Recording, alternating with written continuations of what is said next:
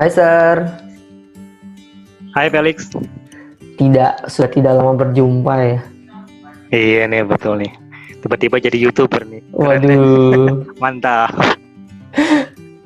iya terakhir kali kelas 9, habis itu ketemu doang ya. Pas aku main-main di SMP ya. Habis itu Iya kita udah betul. tidak bertemu lagi. Ditambah Iya. corona lagi, aku udah nggak main-main ke TB lagi nih berapa bulan.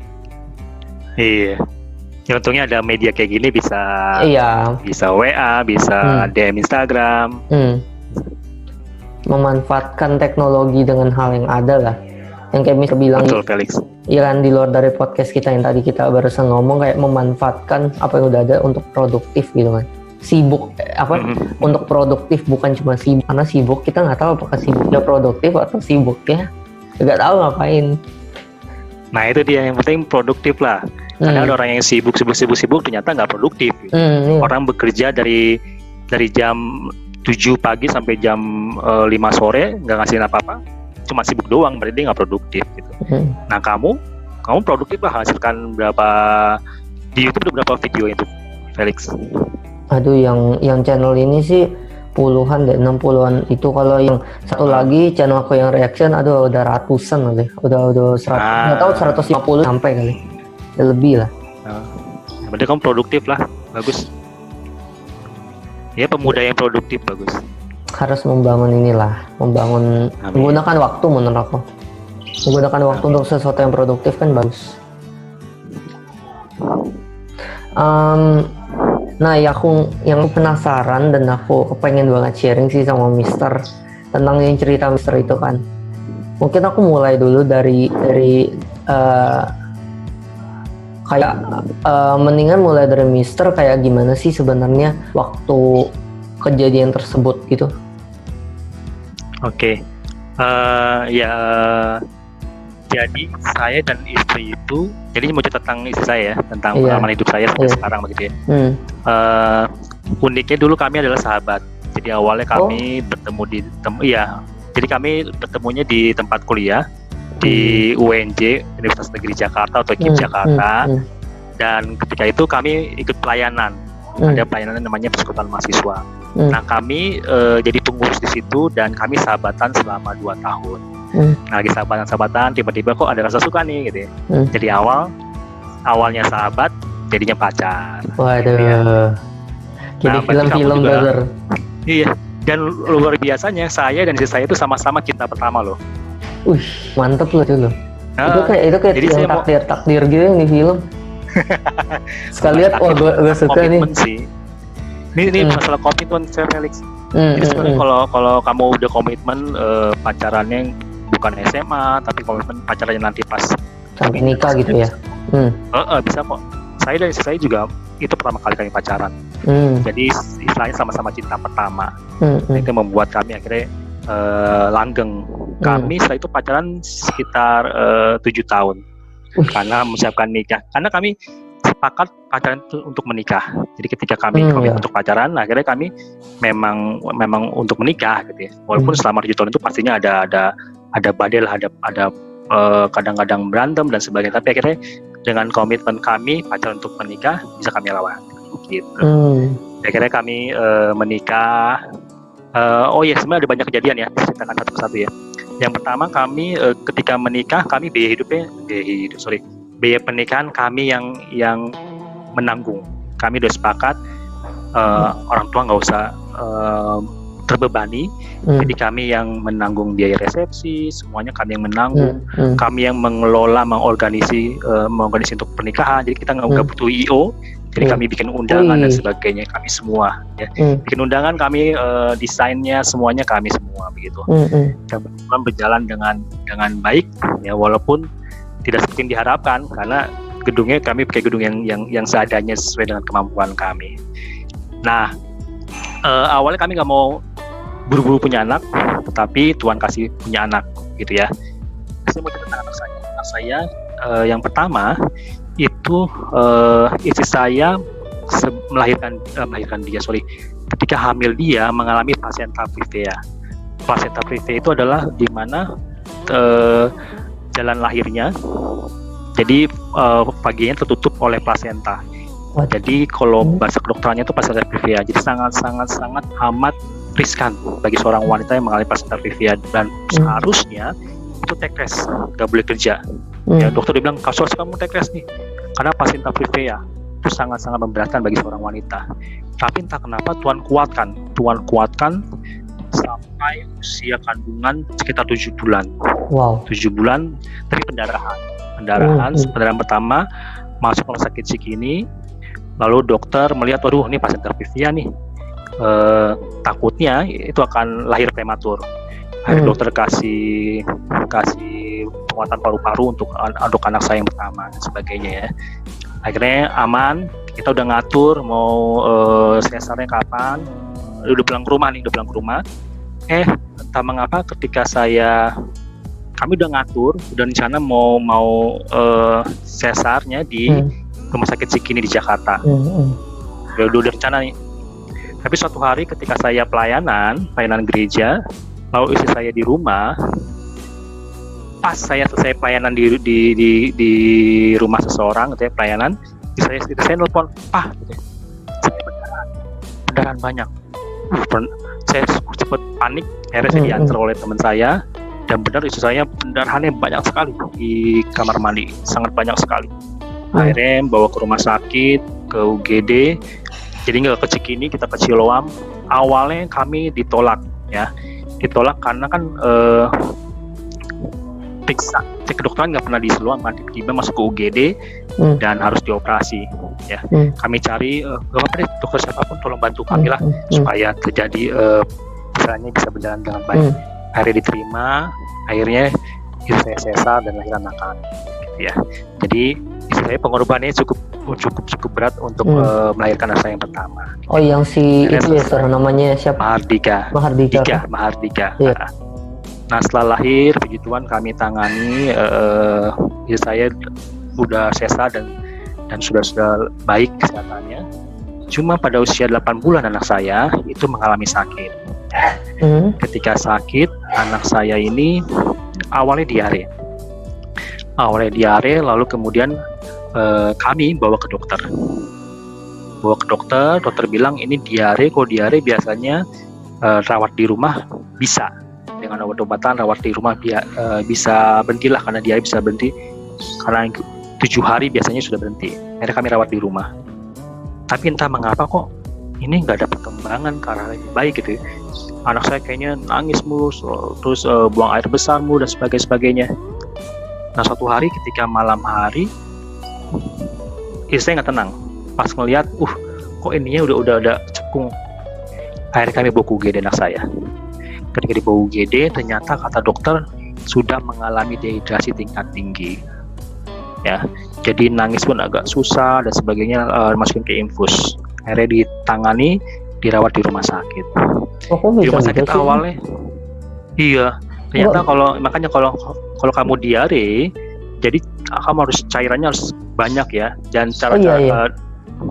kalau diare kan dia kan muntah, terus buang air besar. Iya. Itunya kan banyak tuh. Nah, harus dilihat juga kalau kamu nggak kencing, nggak buang air kecil, itu kemudian kamu dehidrasi. Jadi dehidrasi nggak kencing atau nggak buang air kecil, dan kalau ditekan, dipijit, kalau nggak balik lagi itu dehidrasi sama cekung ininya ya. Si darahnya nggak lancar gitu ya kalau dicubit gitu ya? Kan mesti dia langsung balik karena ada ini. Cairannya sih, iya. Cairannya jadi berkurang. Wah, aku baru tahu. Iya tuh, pokoknya kalau diare sebenarnya kalau penanganannya nggak bagus bisa menyebabkan kematian sih. Oh iya. Iya, Sir. Akhirnya dibawa ke rumah sakit. Awalnya di rumah sakit sih nggak masalah. Cuma 2 hari, nggak usah 3 hari, kok mulai kejang-kejang ya. Akhirnya sampai masuk dari ruang biasa ke ruang khusus penanganannya, supaya kalau udah kejang bisa datangin suster. Dan terakhir yang paling parah kejang-kejangnya itu saya ingat hari Sabtu, kejang-kejang dari jam 10 pagi sampai jam 12 malam, nggak berhenti. 10 pagi sampai 12 malam. Kenapa saya tahu jam 12 malam? Karena jam 12 malam kami dipanggil, saya dan istri dipanggil, lalu dokter bilang, "Pak, Bu, mohon izin supaya mengoperasi bagian sini supaya masukin ventilator buat bantu nafas." karena anak bapak ibu sudah sempat berhenti nafas gitu. Ya. Aduh. Dan dokter bilang juga, Pak Bu mohon maaf seandainya anak bapak ibu pun sembuh siuman itu resikonya sangat besar karena kan jaringan otaknya rontok ya karena kejang-kejang gitu. Saya bilang udah nggak apa-apa, pokoknya diselamatin dulu. Ya. Dan anak saya koma selama 3 hari. Gitu ya. Selama 3 hari, lalu kemudian dokter tersebut bilang ya seandainya pun siuman kondisinya akan balik ke awal lagi. Benar ketika siuman 8 bulan saya bisa duduk, kepalanya tegak, tapi setelah siuman lehernya udah lemes lagi, semuanya lemes lagi. Anak saya istilahnya perkembangannya terhambat, jadi nol lagi, jadi bayi lagi, gitu ya. Nah itu anak saya yang pertama. Jadi tapi puji Tuhannya, nah itu bagaimana Tuhan itu turut bekerja dalam segala sesuatu. Di rumah sakit itu sempat kami di rumah sakit ada dokter, tentunya ada dokter yang memberikan motivasi, ada dokter yang kadang-kadang motivasinya menakutkan gitu ya. Sampai kami dibilang ketika itu kan ditangani oleh beberapa dokter, salah satunya adalah timnya dokter Eka, kenal dokter Eka yang ahli bedah. Jadi tim dokter Eka ternyata ada dua orang, satu ini yang melemahkan kami, yang satu justru menguatkan. Kalau yang satu dibilang, Bapak Ibu, ini kayaknya ada masalah dengan otak anak ibu gitu ya, anak Bapak Ibu. Jadi seolah-olah bisa terjadi pengecilan otak. Di otak tadinya segini, sekepalan tangan bisa segini gitu, sejempol. Jadi harus dioperasi dan anak Bapak Ibu harus dipindah deh. Kan nggak punya asuransi kan? Iya, kami nggak punya asuransi waktu itu. Lebih baik pindah saja ke rumah sakit yang murah gitu ya. Karena kalau di sini mahal Siloam. Tapi untungnya ada dokter lagi yang baik yang bilang, tenang aja gitu. Tenang aja, pokoknya yang kami tangani, nggak usah nggak usah pindah rumah sakit gitu ya. Dan saya juga telepon kepala sekolah saya, sama yayasan saya, waktu Dian Harapan. Di Dian Harapan. Nah itu saya masih ingat Bu Wigini, Bu Eva, saya telepon, gimana Bu Eva, Bu Wigini, nggak usah pindah. Biayanya gimana gitu ya. Dan puji Tuhannya, itu kata pihak yayasan bilang, nggak usah pikirin biaya, yang penting anakmu selamat. Wih, ya. Kalau emang Tuhan udah mau bekerja. Iya, betul. Jadi totalnya itu sekitar, karena kami sebulan kalau nggak salah di rumah sakit anak saya itu, jadi totalnya hampir 60 juta, ya. Itu tahun 2007. Oh, itu 2007. Gede sih, sekarang aja masih gede biaya segitu. Iya. 2007 apalagi 13 tahun yang lalu. Karena anak saya masuknya ke ICU, Felix, sorry. Dia masuk ke ICU. ICU kan tahu sendiri ICU. Iya. Per hari itu bisa mahal banget kan? Mahal banget begitu. Apalagi ada biaya yang itu tadi, ventilator apa ini itu plus. Iya, betul. Itu wah. Ya, fotonya ada tuh, fotonya ketika anak saya di sini banyak selang lah gitu. Selang-selang, tapi itu dia. Jadi saya awalnya udah berkaca di sini, wah Tuhan kasih masalah tapi Tuhan kasih jalan keluar gitu ya. Nah akhirnya anak saya memang mengalami keterlambatan perkembangan. Anak saya mengalami disleksia, sampai sekarang tidak lancar dalam baca dan tulis, tetapi ada perkembangannya ya. Walaupun sekarang umurnya 13 tahun, tapi memang mengalami disleksia gitu. Tapi saya yakin bahwa Tuhan akan bantu perkembangan pertumbuhan dia untuk depannya seperti apa. Dan akhirnya kami memutuskan untuk punya anak kembali ya. Akhirnya kami program anak, lalu istri saya tiba-tiba hamil ya. Hamilnya juga kami ketahui ketika istri saya keracunan alergi, jadi makan ikan, ternyata alergi, bawa ke dokter. Saya bilang ke dokter, tapi istri saya belum menstruasi nih, cek dulu dong. Ternyata hamil. Akhirnya dikasih obatnya bukan obat yang sembarangan ya. Ternyata hamil, cek kehamilan, ternyata kembar ya, kembar laki-laki dan perempuan. Dan ternyata biasanya kalau kembar itu apa yang dokter saya lupa. Pokoknya kalau wanita yang hamilnya kembar itu akan banyak penyakit yang menyerang dia. yang mungkin awalnya dia nggak punya, kayak asam urat lah, lalu apa lagi ya, pokoknya banyak deh. Kalau kembar tuh emang risikonya sangat besar kalau kembar begitu. Dan darah tinggi istri saya semakin naik dan sebagainya, dikasih obat darah tinggi supaya meredakan dan sebagainya. Nah, kembar, dan tetap istri saya kerjanya di Jakarta, Felix. Jadi dari awal saya kerjanya di Jakarta. Nah, kami berdua sama Tuhan supaya ada istilahnya ada perubahan dalam keluarga kami. Karena setelah anak saya mengalami masalah seperti ini dan seperti ini, kami berdua sama Tuhan supaya dalam kehidupan kami akan menjadi lebih baik lagi. Makanya anak saya yang kemarin namanya Surya dan Pelangi, ada harapan yang Tuhan berikan seperti itu. Dan itu pokoknya Tuhan atur, Tuhan jagai si kembar ini, kehamilannya, walaupun banyak penyakit ya, cuma bisa tangani dan sebagainya lah. Akhirnya sesar, akhirnya melahirkan dengan selamat dan nggak ada masalah gitu ya. Cuma waktu itu memang ada pendarahan sih. Setelah lahir ada pendarahan, terus kata dokter nggak masalah, minum obat ini aja gitu ya, minum obat. Istilahnya masa nifas. Pas itu memang banyak pendarahan, jadi nggak masalah. Nah, tanggal 20 April, ya, saya ingat 20 April itu, saya suruh mengecek, karena kan istri saya kan mau full ASI kan. Kalau full ASI harus punya kulkas yang bisa menyimpan ASI banyak gitu kan. ASI kami waktu itu cuma satu pintu gitu, jadi mau beli yang 2 pintu, yang atasnya cuma menyimpan ASI saja gitu ya. Saya cari sebelum pulang sekolah, saya cari dan sebagainya. Oh iya, sebelumnya begini, istri saya kan menunggu sekian lama, 12 tahun pengen jadi PNS, akhirnya diterima PNS saat itu. Wih, mantap. 12 tahun lamanya diterima PNS. Tahun itu juga ya, tahun 2014. Saya kan meninggal 2015 kan. Nah, karena diterima PNS, tadinya rencananya saya nggak kerja, Felix. Saya udah izin ke guru-guru bahwa saya akan keluar dari TB dan sebagainya. Jadi saya izin, saya mau ngurus anak-anak nih. Dari istri saya yang kerja, saya ngurus anak-anak, sama saya mengembangkan hobi saya menulis dan sebagainya. Saya mau istilahnya mau wirausaha lah, sama jaga anak-anak. Saya mau keluar dari TB gitu, udah izin di guru-guru, udah izin ke Bulowi sebagai HRD begitu. Akhirnya tanggal 20 April saya pulang sekolah, saya cek kulkas harga sekian.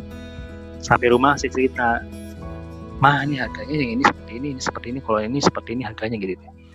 Lagi ngobrol-ngobrol biasa, tiba-tiba istri saya lagi menyusui anak saya yang perempuan namanya Pelangi, kalau saya lagi jaga anak saya laki-laki namanya Surya.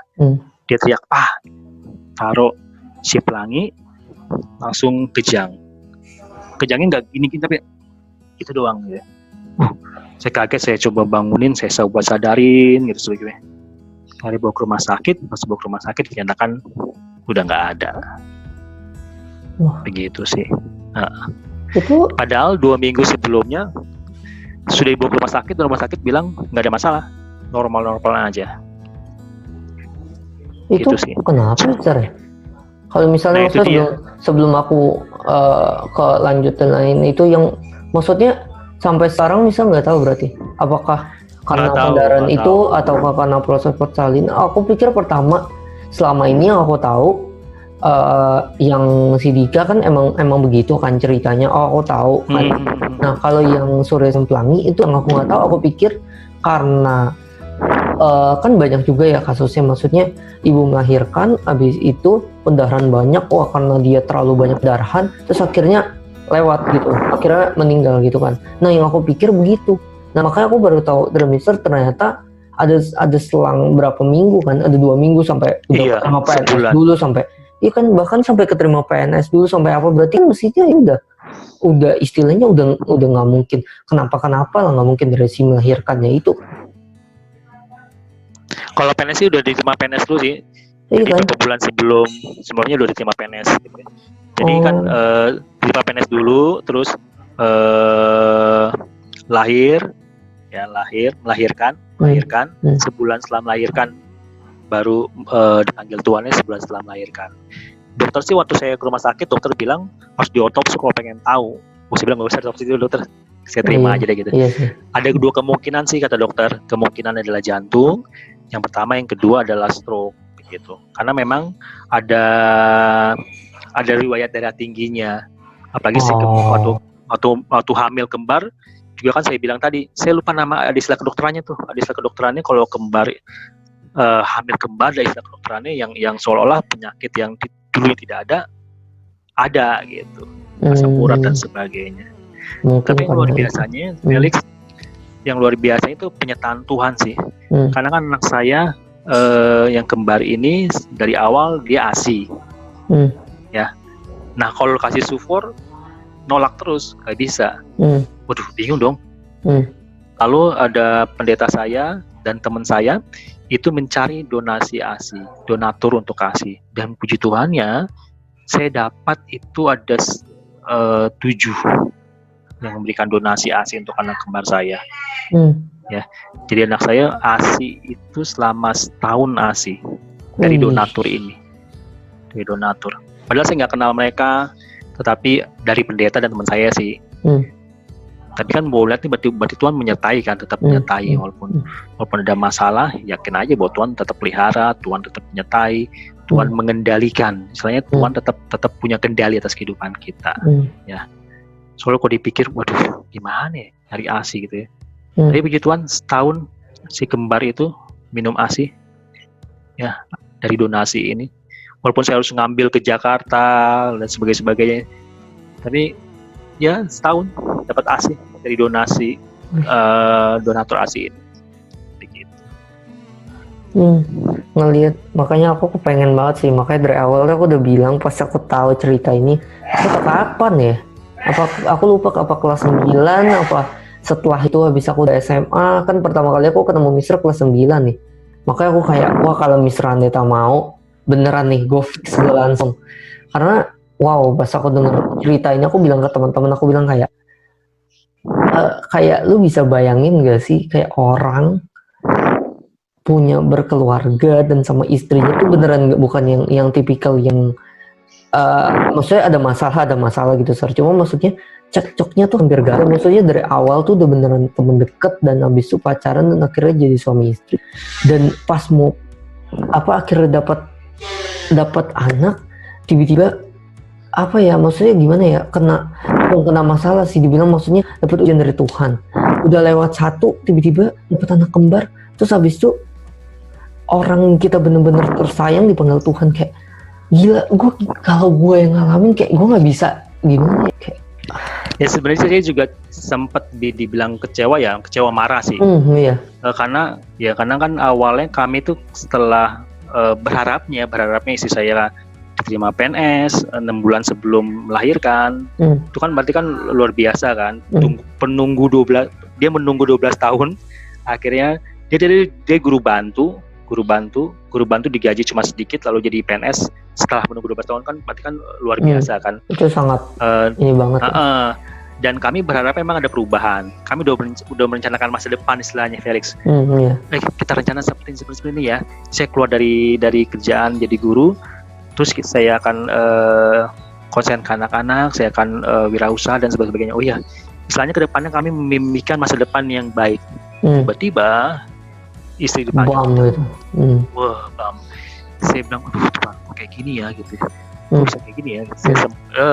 Walaupun teman-teman ngeliatnya saya tidak bersedih gitu ya. Teman-teman ketika datang ke rumah nggak bersedih, bahkan bilang, Dad, lu kayaknya senyum-senyum aja gitu ya, kata teman-teman gitu ya, dan sebagainya. Tapi sebenarnya ketika saya melihat anak, saya sedih dan saya bilang, Tuhan kenapa?